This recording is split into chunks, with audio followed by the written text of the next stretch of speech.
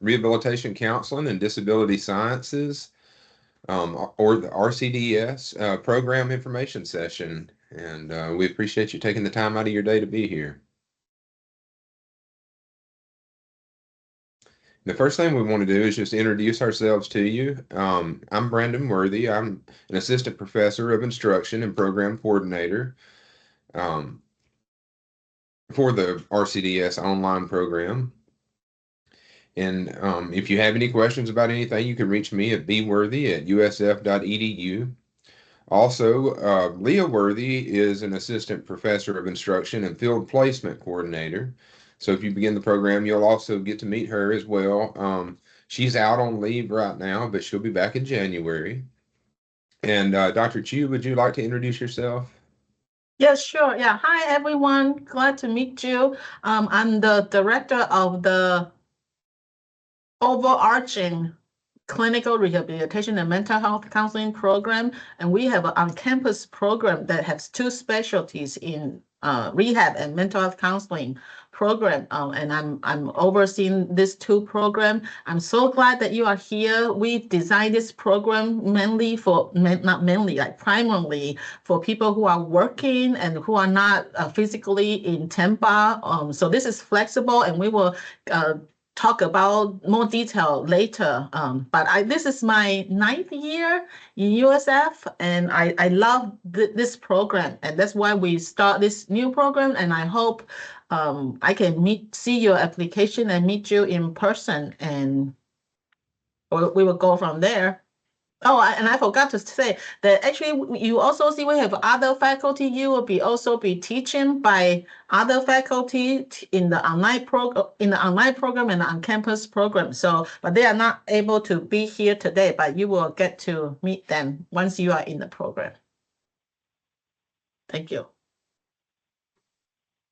And I see that we have Tatiana with us as well. She's the academic program specialist. Would you like to introduce yourself, Tatiana? Hi, my name's Tatiana Costa, and I'm the academic program specialist. I've been communicating with a lot of you through email, so welcome. Thank you for being here. Right. So we're going to talk a little bit about our mission statement, and the mission of the RCDS program is to improve the quality of life for people with disabilities and their families by educating graduate students with the essential skills, knowledge, and dispositions needed to become ethical, responsive, and culturally competent professionals working in the field of human services. And so a little bit about our program. The RCDS Master of Science highlights include it's a 60 credit master's degree program. There is a credential and opportunity to become a certified rehabilitation counselor. So once you've completed at least 75% of our program, you are eligible to take the CRC exam. And then upon graduation, if you've passed the CRC exam, then you will receive your licensure from the CRCC board. We do have a flexible format for working professionals, and we have multiple tracks as well. We have a full-time track and a part-time track. And our program, the lectures that you'll see, things like that, they're all pre-recorded so that you can take it on your own time. As long as you take it on your own time, there are due dates on assignments and things like that. But with it all being pre-recorded, you can pick and choose at what time you would like to do that. And it works out really well for people who are working in the field already. Specialized training for those, we have specialized training for those interested in working with individuals with disabilities. That's what the program is about. We put an emphasis on advocacy for social justice and societal change. And the university accreditation is through the Southern Association of Colleges and Schools Commission on Colleges. We are currently working towards getting our KCREP accreditation. The on-campus program already has KCREP accreditation, and we plan to submit this fall to hopefully get the RCDS online program accredited as well. So hopefully within the next year, we'll have news on that, hopefully good news. But the program was born out of a 50-year established program, and we have faculty experts in the field who will be teaching your classes. And they've been teaching online for years and have established connections to the VR and disability communities nationwide. So there's just a little bit about the careers that you can expect with your degree or your certification. Some of the careers that you may be interested in are a rehabilitation counselor for state or private agencies. The Veteran Affairs, the VA, also hires rehabilitation counselors. You could be a certified vocational evaluator, which means a few different things depending on what area of work you're in. If you're working for the state, it could be doing evaluations for clients, or excuse me, in private agencies for the state. You may do evaluations for VR clients. There's also ADA coordinator positions, ADA compliance officer positions. You could work with accessibility services, directors of rehabilitation agencies. You could also be job accommodation specialists, things like that. Dr. Chu, am I missing any that you'd like to add? Uh, No, I think like I just want to highlight we actually have not this program, but the on-campus program. We actually have an alumni working with Amazon. So now we see the job trends that we want to our students to have access to more broader employment scope in private industry. That's right. And a lot of insurance companies as well. Also, there's companies like Sedgwick, and you said Amazon, different companies like that. They offer a lot of job opportunities for CRCs. Yeah, and I think like even government agencies like we have an alumni now working for the city of Tampa, and she's the coordinator, right? That working with the state to take complaints or the claims from ADA compliance from industry to make sure they fulfill the requirements, or even the state employees to work on their claims. And we have actually have one student doing internship or practicum there, either in the summer or now. Another place that students can find employment as well is with private agencies doing forensic work for legal cases and things like that with workers' comp, insurance companies, family law. There are a lot of opportunities for CRCs out there, and I feel like part of the job market. Part of having all of these opportunities is kind of that it's almost a hidden job market. Would you agree? Yeah, totally. Yeah. Yeah, A lot of not a lot of opportunities. people know what rehab counselors do. That's right. You're exactly right. If you have any questions about any of the careers or anything like that, please let us know later, and we would love to discuss these with you. Yeah, next page, please.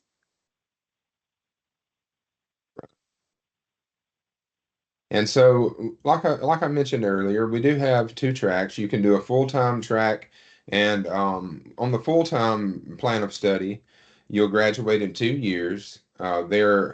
Majority of our classes are 8-week classes, as you'll see on here. For instance, in your first spring, you'll take 4 8-week classes. And how that's set up is two of the classes you'll take in the first 8 weeks of the semester, and the other two you'll take in the second 8 weeks of the semester. And in the summer, you'll have one summer that'll have 4 5-week classes, and it's divided up the same way. Two of the classes will be the first 5 weeks, and the other two will be the second.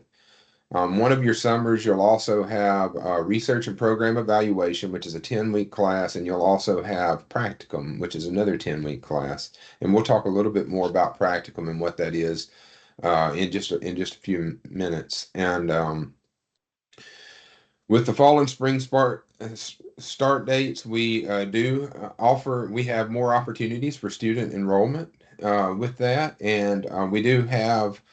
The spring enrollment is still open until October 15th. And so if you're interested in starting in the spring, there's still plenty of time to get that application in.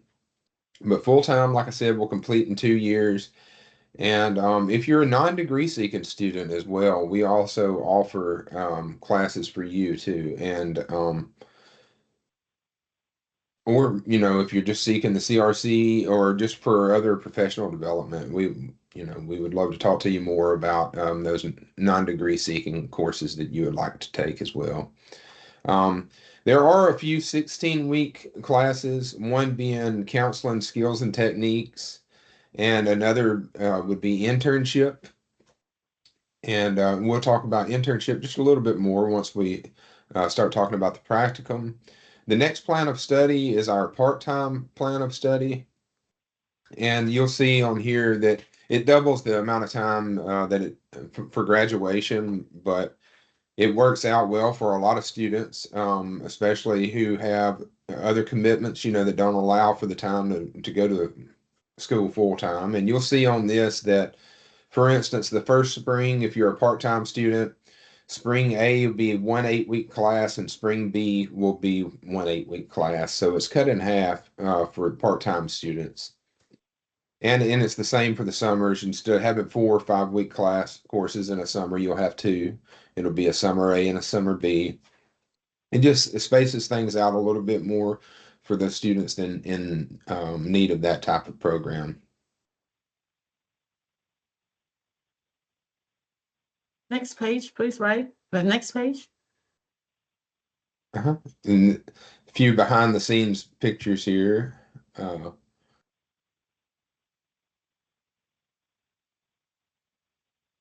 right, field placement.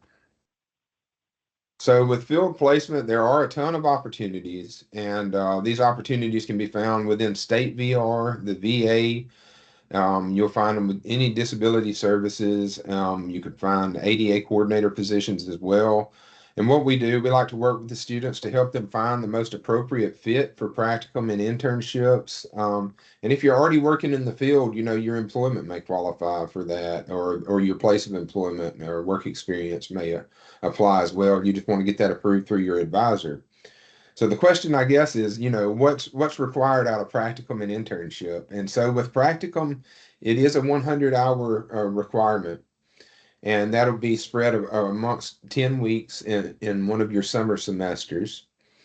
And it should be in your first summer semester, depending on when you start. Of that 100 hours, 60 of the hours can be indirect hours, and 40 of the hours are required to be direct hours. So direct hours are face-to-face hours working with clients. And the internship is 600 hours total. That's a 16-week course, and typically in your last spring or fall semester. And of that 600 hours, 240 hours must be face-to-face or direct hours with clients. Once you get close to the internship, close to time to take internship, things that you'll want to do are reach out to your advisor, talk to them about the possible locations that you would like to work at, and the positions you'll have, who your supervisor would be, are they licensed, things like that will all be stuff you want to talk about with your advisor, just so that you can get that site approved and you don't have any types of delays due to that. And if you need site recommendations, we also have those available as well. Right. Okay, so I think that's me. So this is the online program, and this is a different program compared to on-campus online program.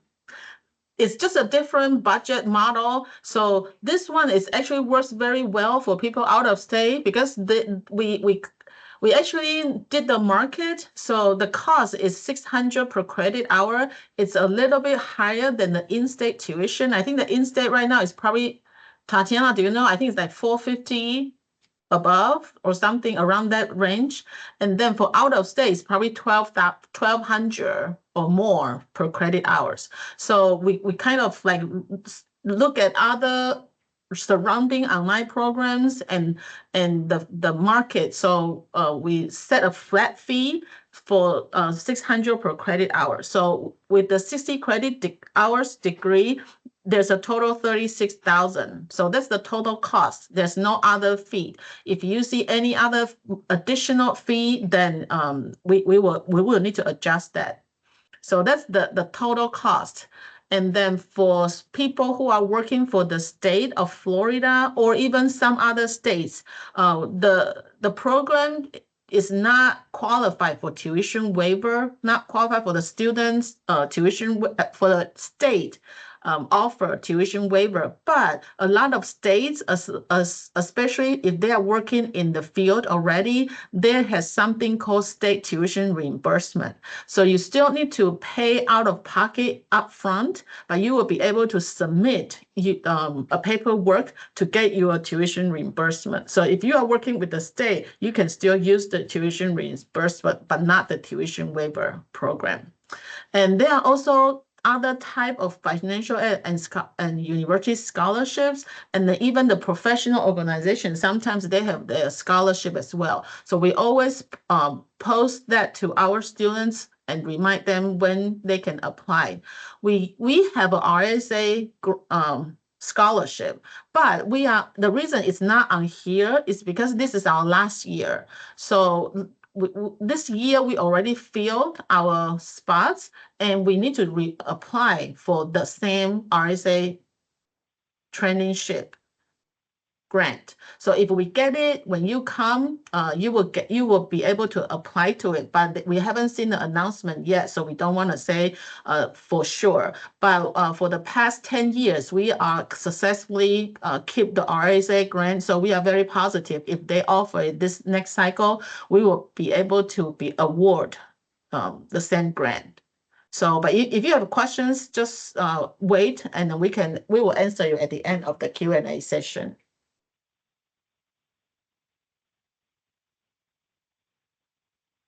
All right, and so the application process is pretty simple. These are the requirements. We do require a statement of purpose, a resume, a CV, 3 letters of recommendation, official transcripts need to be submitted. There's an application fee, and there's also an accountability and background check. And one of the benefits of our program is we also offer a GRE waiver. And so what that means is if you have work experience, volunteer experience, life experience in the area of disabilities, you may qualify for a GRE waiver. And so you would just apply for that waiver, and we would review your experience and approve you based off of that. And like I mentioned earlier, we do have 2 start dates for entering our program. If you want to enter for the spring, the deadline's October 15th, and if you want to start in the fall, the deadline's June 1st. And we have a link here as well if you would like to go ahead and complete an application. We do offer a rolling admission, so students are typically notified within a couple weeks of completing the application packet. So there's no long waits to find out what the results of your application are. Right. And so for out-of-state students, you do want to check, depending on the type of licensure that you're seeking, you do want to check with your state requirements to ensure that the program meets those requirements. Some states do require CACREP accreditation.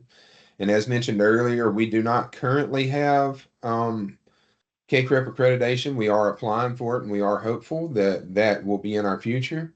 But at this time, if you're interested in the program, please check with your state to find out what they require for licensure. Now, to become a certified rehabilitation counselor, you're eligible for that once you complete our program, at least. And once you complete 75%, you're eligible to sit for the CRC exam. So upon completion of the program and successful, and once you pass the CRC exam, you would become a certified rehabilitation counselor. All right, and so we have a student of ours here with us today to talk a little bit about the student experience with our program. Nicholas, how are you? Doing great. I'm happy to be here. We appreciate you joining us. But yeah, I would love to tell you guys about my experience. So a year ago, was in the same position as you guys. I was finishing my undergrad and kind of looking through different programs. And so I'm actually from California. So didn't really think I would be doing out of state for my grad school, but was looking through all these different programs. And I found that USF just had an amazing program that had so many online resources. And I was trying to look through everything about it. And the price was not bad. So I was like, you know what? I think this is a good fit for me. So I reached out to Leah Worthy and we talked back and forth about how it would work for me. And it was just an amazing program to kind of like enter into. And so I'm currently working full time while also being a full time student. And if you're hesitant about that, do not worry about it. Our program is amazing and how flexible it is. All my professors understand that we're all working and that they promote you to get your work done, but also take time to acknowledge that you are a working individual and that it's okay if you need extensions or anything. They're here to help. And that's also a great aspect of this program is the staff. I mean, every time I have questions, I email them and I probably get a reply within the day, or even I'll get a Zoom link asking if they can meet and just talk about it in person. So our staff is absolutely amazing in that sense. And so if you ever are hesitant about doing an online program like I was, do not worry. Like our staff are amazing at this, and the program and all of my Canvas shells have been laid out beautifully that even if I do have a little bit of confusion, I just email them and they are happy to answer my questions. It's been amazing. And coming from a smaller school and then going to USF, I was a little nervous about how this program would be, but it is very close knit. You're in a cohort, which is amazing, and everyone knows one another. It really is like such an amazing program to be a part of because you don't feel like you're in a huge master's program. It's more, you know, all your professors, you know, everyone's name. It's really amazing. But I've truly loved my time here. And if you have any questions, please let me know. Thank you, Nicholas. And if you had a piece of advice to give people who were thinking about joining our program, what do you think that would be? Just not to put you on the spot here, but uh, what's one thing that you would recommend they research or whatever the case may be? Yeah, I mean, I know that rehab counseling is not very well known for some individuals, but I would just say look into our program, look at all the FRQ section, which that was a real big help for me when I was looking at the program. But I would just research that whole section. That gives you so much of a great overview of what our program looks like, and that I really found it super fulfilling to learn about all the aspects of rehab counseling. And you learn so much about yourself during that process that I think it's a great program to start with and a great master's as well. Thank you. Up next, we want to give you all some time for Q&A, and you can ask any of us any questions that you feel. And Dr. Chu is going to lead this session, this Q&A session here. Am I? I don't know. Okay, that's great. Okay, I actually have been answering questions in the chat, but if you guys have any question or you like to have know more information about the program, just turn on your speaker, and then we will be happy to answer any of your question.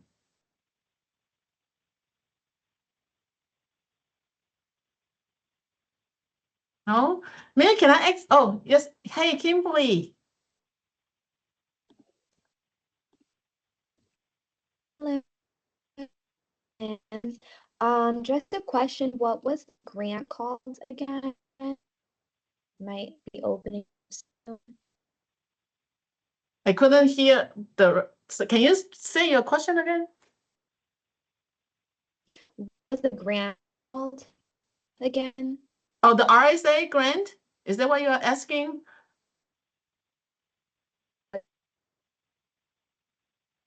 For some reason, I think you're breaking up, so I cannot hear the whole sentence. I believe she's asking about the RSA grant and right? Yeah, the name. Yeah. Mm-hmm. I think it's a Rehabilitation Service Administration. RSA is a training grant. So what you get will be it's a lump sum that you will get to pay for your tuition, your books, and it's around, I want to say 28,000, but you get 3 disbursements. So for each each payment you get, there's a payback obligation. So for each payment, you have to work for a year as a rehab counselor. And is there a wait list for that, or where do I apply? So like I said, this is our last year with the grant. So, and we already fulfill the spots. So we are waiting for the Fed to give us information about, are they going to have funding available for next cycle? So it's a 5 years grant. We are in our last year. So it's usually out in January. December or January. So once we know, we will reapply. And usually by summer, we will know if we get it or not. So if you start in the spring, and usually because you get 3 disbursement, 3 payment, we don't want to add more because the lump sum is the same. Every semester you get funding, you need to work 1 year, pay back in the public, not really public agencies, but you have to commit to work as a rehab counselor in public agencies or approved agency. So not every employment will count. And if you don't work as a rehab counselor to pay back your grant, you will need to pay back at cash to the federal government. And that's why there's three payment. Yes, I say it's 28,000 around that. So it's once you become a rehab counselor. Yeah, no, it's you don't pay back the money. You actually pay back by service. So you have to be employed. So as long as your employment is approved sites, that you don't need to you fulfill your payback obligation. So it's actually a 3 years payback obligation. Is it clear?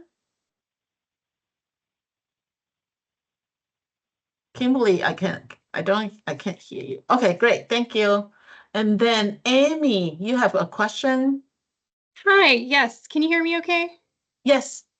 I'm actually a assistant professor of instruction in psychology at USF and teaching a careers course. So I am seeking information about my students that really love these programs. What's something that they can do to make them stand out as far as internships? What to highlight in their personal background that will make them more competitive applicant, because I know that this program tends to grow in popularity. So the online program actually is more flexible because we have on-campus program in which we have limited seats. But for online program, we really want to grow our online program. So as long as the students has professional relevant experience or even in like personal experience working with people with disabilities, they are the people that we are looking for. So if they don't have experience, I think before they graduate, they can always find a place to volunteer. We are looking for people who are really interested in working with the population because our on-campus program is broader, right? We also have a mental health track, but this one, we really want to focus on people who are interested in working with people with disabilities. So if they state that in their personal statement and they have good GPA, we mostly will waive most of the GRE if they show evidence working with people with disabilities or have personal experience, right? Like Dr. Worthy, what would you say? Yeah, I think if you're looking for volunteer experiences, to help you get with the program to align with it, just volunteer. Take the volunteer experiences that are working with people with disabilities, like Dr. Chu says, it'll help you out with that GRE waiver and things like that. I feel like that's a big advantage of this program as well, that GRE waiver. Like Dr. Chu said, just any experience that you can get working with individuals with disabilities is definitely a bonus. Great. Yeah, and I can really add, I really feel this is a hidden market for rehab counselors.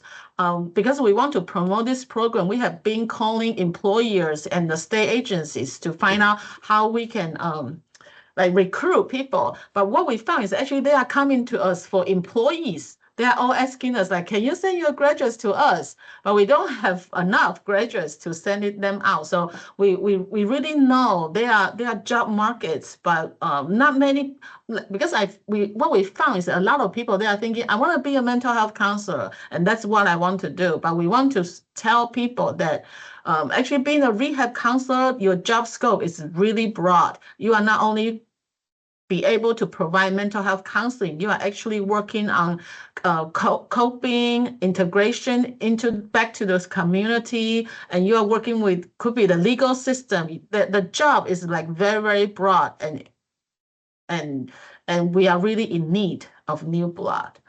Okay, thank you. So I'm going to next one. Who I don't know how to say it. You have to help me. Mason?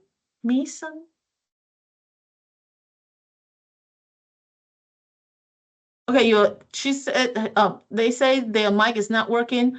What is the GRE score for the program if the waiver does not go through? So it's really relative. So we don't set a cutoff score for GRE requirements. It really depends on who apply. But I can tell you, mostly you should be able to waive your GRE. But if you have no experience with disability, I want you to reach out to us, and then we can really discuss what we can help you, because we only do this GRE. We know GRE is not a best predictor for future performance, but that's the requirement for now. So we really like to help everybody to see if they have relevant experience that we can do our best to waive your GRE, unless you say my GPA is really not good and I really need GRE to boost me up so I can demonstrate my learning ability. So that's a different story. But if you feel, I actually want to say, everybody, please submit a GRE waiver, and then we will reach out to you if we don't feel you have enough evidence to show that we can waive your GRE. Does that make sense?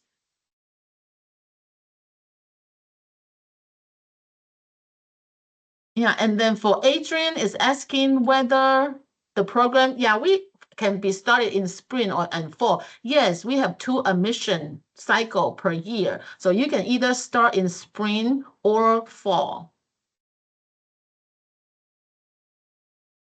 And then Santana wants me to share more information about subspecialty of mental health counseling and being a VR counselor too. So I don't know. Can you be more specific about your question? Like, what is the difference between VR counselor and mental health counselor? Is that what your question?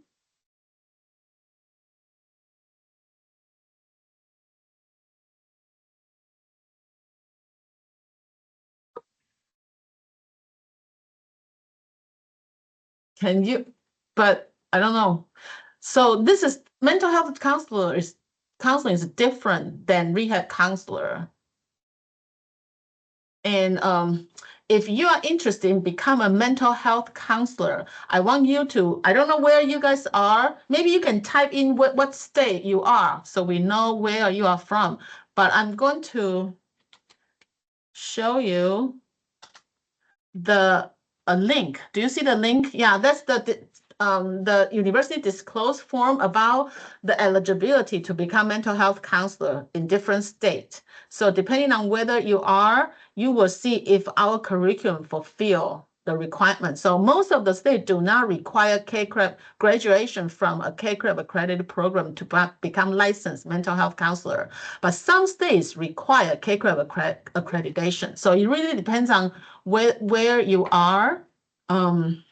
Then you can review the form. And if you have questions, feel free to reach out to me, and I'm happy to talk to you.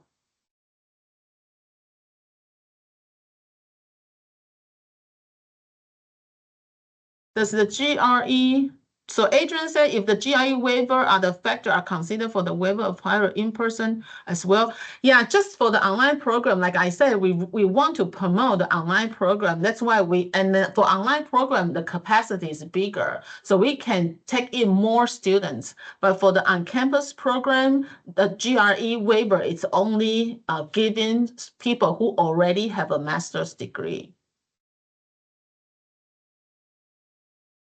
Any additional scholarship or grants available? Well, I'm trying. I'm constantly writing grants, hoping to find money to support our students. We also have another grant, the HRSA grant, which is to support students in their last year working in the integrated behavioral health setting. So it's also eligible. It's also available for online program students, but same thing. I'm in my last year, so I need to reapply. And it depends. I already know the funding is available, so I am going to apply. So if I get it starting next year, people can start applying, but that's only for the last year, and the total amount of the stipend is $10,000. So there are different scholarships, but for now, that's what we have. Well, if the RSA grant is received again, will we notify?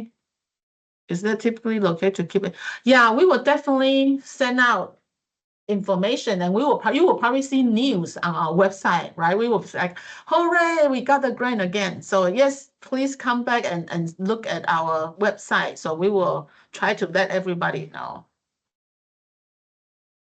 Any other question that I missed?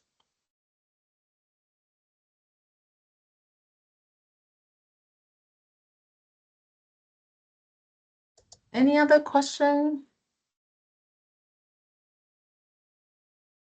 Please.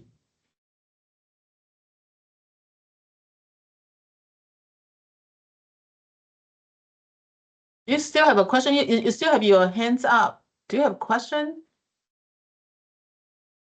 No? Great. Any other question?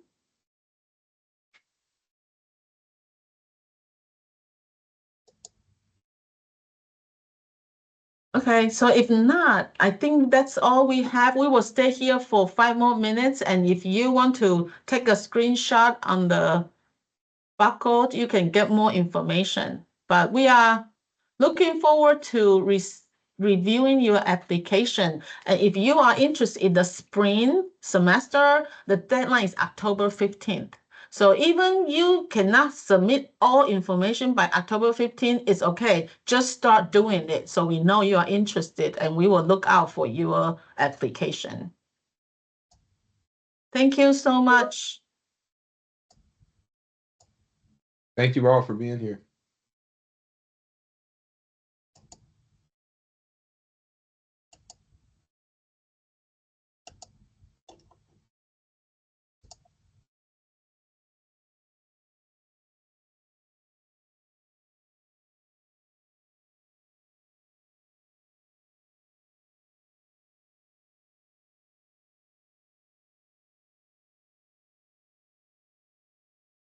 Nicholas, thank you so much. I'm so happy that you come.